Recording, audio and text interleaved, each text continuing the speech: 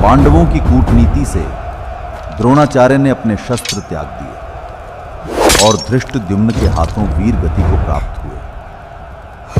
पिता की छलपूर्ण मृत्यु का समाचार सुनकर अश्वत्थामा का हृदय केवल दुख से नहीं बल्कि एक असीम, अंधा कर देने वाले क्रोध से भर गया। उस क्षण उसने प्रतिशोध की शपथ ली, एक ऐसी आग जो सब कुछ भस्म करने को तैयार थी। प्रतिशोध की इसी ज्वाला में अंधा होकर उसने रात के अंधेरे में पांडवों के शिविर पर आक्रमण किया। सोते हुए निहत्थे उप पांडवों और अन्य योद्धाओं का क्रूरतापूर्वक वध कर दिया गया। जो शिविर कुछ देर पहले शांति में डूबा था, वह अब रक्त और चीखों के विभत्स दृश्य में बदल गया।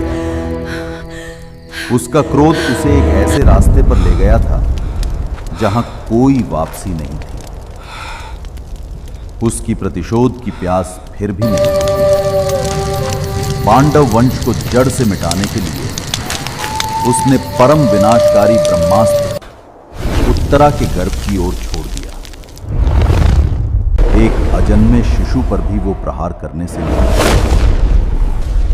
मगर वहां देवों के देव हे अधर्म, भगवान कृष्ण खड़े। अब और नहीं।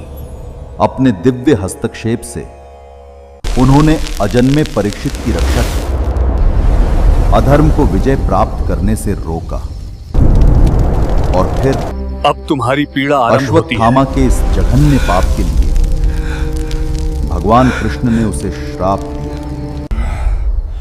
उसके माथे से उस दिव्य मणि को बलपूर्वक निकाल लिया गया। एक ऐसा घाव बन गया जो कभी नहीं भरेगा। उसे युगों युगों तक अकेले पृथ्वी पर भटकने के लिए छोड़ दिया गया। एक अमर आत्मा, लेकिन शापित। प्रतिशोध की कीमत उसने अनंत पीड़ा और एकाकीपन से चुकाई।